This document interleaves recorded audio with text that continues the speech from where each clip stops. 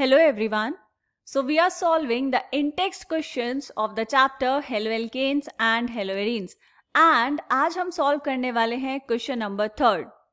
So the question says write structures of different dihalogen derivatives of propane. आपको क्या बनाने हैं? आपको बनाने हैं dihalogen derivatives. Di का मतलब क्या होता है बेटा? 2. प्रोपेन के वो डेरिवेटिव्स जिनमें 2 हैलोजेंस जुड़े हों, राइट?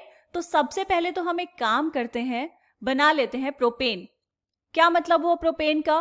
प्रोपेन का मतलब हुआ 3 कार्बन एटम्स. ठीक है, इनकी वैलेंसीज कैसे पूरी करेंगे बेटा?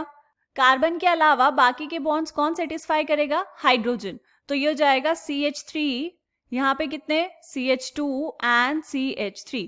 This is propane. अब आपको यहाँ पर हैलोजेंस लगाने हैं. कहाँ कहाँ लगा सकते हैं? सबसे पहला जो हैलोजन है हम लगा देते हैं इस वाले कार्बन पे. ठीक है, इस वाले कार्बन पे लगाएंगे तो कैसे बनेगा बेटा? चलो स्ट्रक्चर बनाओ. कार्बन, इस पर हमने लगाया एक हैलोजन. अब हैलोजन कौन सा ले? आप कुछ भी ले सकते हैं. हमने ले लिया मान लो Cl. ठीक है, तो यहाँ पर लगाया Cl, फिर यहाँ दूसरा कार्बन और यहाँ तीसरा कार्बन. तीसरे कार्बन पे भी लगाना है एक Cl. क्यों? क्योंकि हम बात कर रहे हैं डाई हेलोजन डेरिवेटिव्स की. एक लगाया इस वाले कार्बन पे और एक इस वाले कार्बन पे. ठीक है, कार्बन की बाकी की सारी वैलेंसीज कौन सेटिस्फाई करेगा? हाइड्रोजन. तो यहां पर बना दो हाइड्रोजन. ठीक है, तो हम इसको और कैसे लिख सकते हैं बेटा? ये हो जाएगा CH2, यहां पर Cl, CH2, CH2, Cl. ठीक है, एक तो बना ये.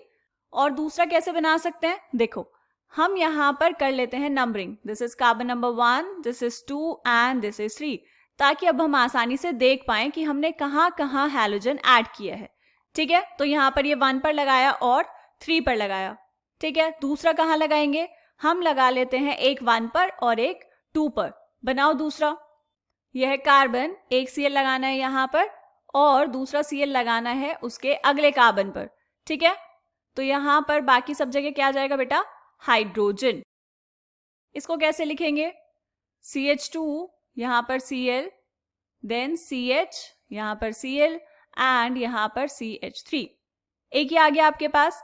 ठीक है, अब आप ऐसा भी सोच सकते हैं कि हमने जो लगाया 1, 2 पर, हम इसको 2 और 3 पर लगा सकते थे, है ना? अगर आप इसको 2 और 3 पर लगाएंगे बेटा तो देखो स्ट्रक्चर कुछ ऐसा बनेगा, है ना? अब इसमें नंबरिंग आप यहां से कर सकते हैं 1, 2, 3. तो नाम दोनों के सेम ही रहेंगे, मतलब ये दोनों स्ट्रक्चर सेम है क्योंकि हम यहाँ पर प्रोपेन की बात कर रहे हैं इसलिए. ठीक है, तो ये वाला स्ट्रक्चर तो सेम ही हुआ, तो इसको हम यहाँ से हटा देंगे. बात समझ आ गई? चलो, उसके अलावा और क्या कर सकते हैं? ऐसा भी तो हो सकता है ना कि दोनों के दोनों हैलोजन एक ही कार्बन से जुड़े हो, राइट? तो हम दोनों हैलोजेंस को अब लगाएंगे एक ही कार्बन पर. कार्बन नंबर 1 पर लगा लेते हैं. ये लिया आपने कार्बन, इस पर लगाए 2 Cl एटम्स. ठीक है, तो बाकी सब जगह क्या लगा देना है? हाइड्रोजन. ये तो बहुत आसान है ना? ये तो आप आसानी से सब लोग बना लेंगे. क्या बनेगा? कार्बन, इस पर यहां एक Cl और एक यहां Cl, फिर हाइड्रोजन है एक, then CH2 and then this is CH3. ठीक है, एक ये बन गया आपके पास. और क्या हो सकता है बेटा? हो सकता है ना कि दोनों के दोनों क्लोरीन एटम्स सेकंड वाले कार्बन से जुड़े हो. सेकंड वाले कार्बन से मतलब इस वाले कार्बन एटम से. तो एक और बना लेंगे यहां पर. वो कैसा बनेगा? कार्बन, ये दूसरा कार्बन और ये तीसरा कार्बन. दूसरे कार्बन पर हमने लगाए 2 Cl groups.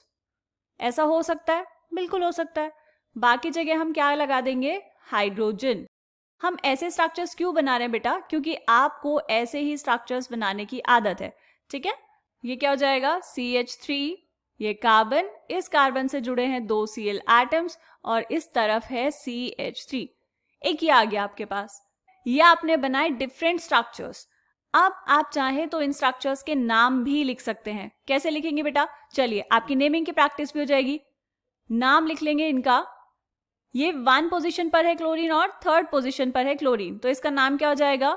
1,3 die chloro propane. ठीक है, सेकंड वाले का नाम बताइए. ये होगा 1,2 डाई क्लोरो प्रोपेन. ठीक है, इसके बाद यहां पर क्या होगा बेटा? नंबरिंग करो 1, 2, 3, तो ये हो जाएगा 1,1 डाइक्लोरो प्रोपेन। ठीक है, ये वाले का नाम क्या लिखेंगे, नंबरिंग करेंगे 1 2 3, तो दोनों के दोनों क्लोरीन एटम्स कहाँ हैं, सेकेंड पोजीशन पर, तो इसलिए इसका नाम क्या होगा बेटा, इसका नाम हो जाएगा 2,2 डाइक्लोरो प्रोपेन। इसके अलावा अगर आपके माइंड में कोई और ऑप्शन आ रहा है कि हम इसको ऐसे भी लिख सकते हैं, तो आप बनाकर देख लीजिए, बनाकर देखेंगे और साथ साथ उसका नाम लिख लेंगे। नाम लिखने से क्या होगा कि आपको कोई भी डाउट नहीं रहेगा, क्योंकि दो कंपाउंड्स के अगर सेम नाम आ गए तो मतलब आप एक ही कंपाउंड की बात कर रहे हैं। जैसे हमने यहाँ पर कौन सा एग्जाम्पल लिया था, हमने यहाँ पर एग्जाम्पल लिया था ये वाला। अगर मैं इसमें ये वाला स्ट्रक्चर बनाऊं, CH3 CH Cl एंड यहाँ पर CH2 और एक Cl यहाँ, आप कह रहे हैं कि ये वाला स्ट्रक्चर भी तो बना सकते हैं, बना लीजिए, लेकिन अब यहाँ पर नंबरिंग कहाँ से करेंगे बेटा, इस वाली साइड से, क्योंकि जिस तरफ सब्स्टिट्यूएंट होता है उसको देते हैं 1 नंबर। ठीक है, इसका नाम क्या आ जाएगा, ये हो जाएगा 1,2 डाइक्लोरो प्रोपेन। तो आपके पास ये वाला कंपाउंड और ये वाला कंपाउंड तो सेम आए। ठीक है, तो इसीलिए हम एक ही स्ट्रक्चर बनाएंगे। बात समझ आ गई आपको? चलिए, तो इसको हटा देते हैं यहाँ पर, क्योंकि ये हम ऑलरेडी लिख चुके हैं। ठीक, चलो मिलते हैं नेक्स्ट क्वेश्चन में, तब तक के लिए बाय बाय।